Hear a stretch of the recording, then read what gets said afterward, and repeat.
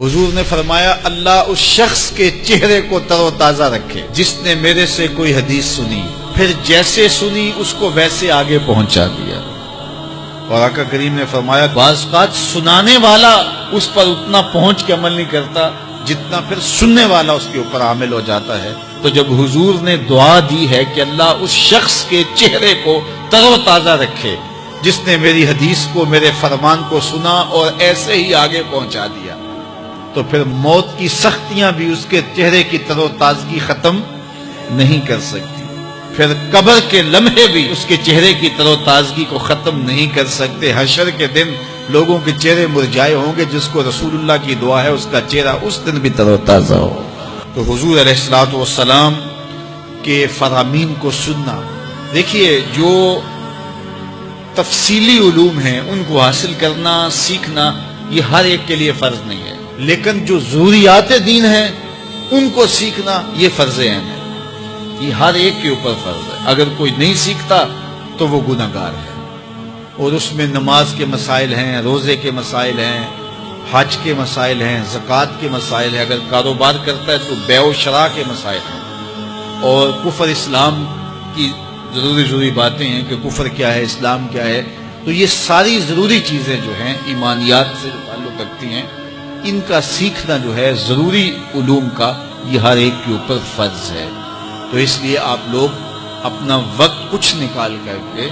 جو ہے وہ اس کے لیے صرف کریں، اور ضروریات دین سیکھنے کے لیے کچھ فرصت کے لمحے نکالیں۔ لوگ کتنے طویل ڈپلومے کرتے ہیں، کاروبار سیکھتے ہیں، کن علوم میں مہارت ہے جو ہمارے لیے بالکل غیر ضروری ہے۔ کسی نوجوان کے پاس بیٹھ جاؤ نا تو وہ تمہیں بتائے گا کہ کس کرکٹر نے کس میچ میں کتنے سکور کیے تھے، لوگوں کی یہاں تک معلومات ہیں،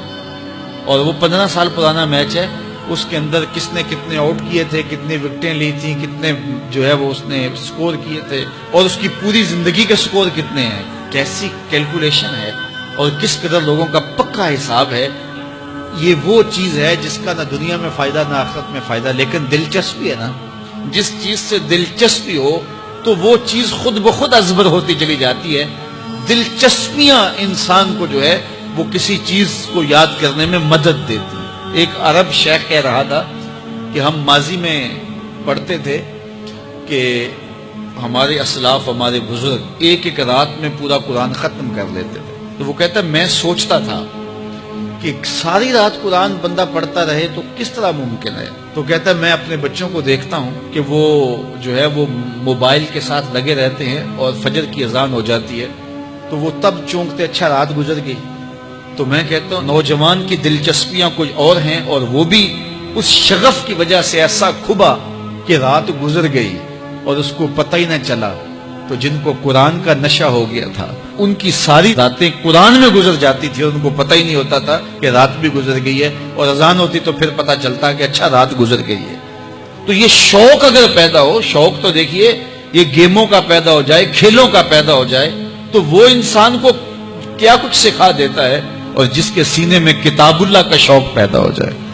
تو پھر کیوں نہ اس کے سینے کے اندر جو ہے وہ طلب کتاب اللہ کی تلاوت کی پیدا ہوگی۔ تو اپنے سینوں میں علم حاصل کرنے کا شوق پیدا کرو، علم سیکھو، اپنی نسلوں کو سکھاؤ، اپنی اولادوں کو دین سکھاؤ، اپنی اولادوں کو نماز کا خوگر اور عادی بناؤ، ان کو کھینچ کے نماز کی طرف لے جاؤ، یہ عادی بن جائے نماز کے، تاکہ بعد از انتقال دعاؤں کے سلسلے جاری رہیں۔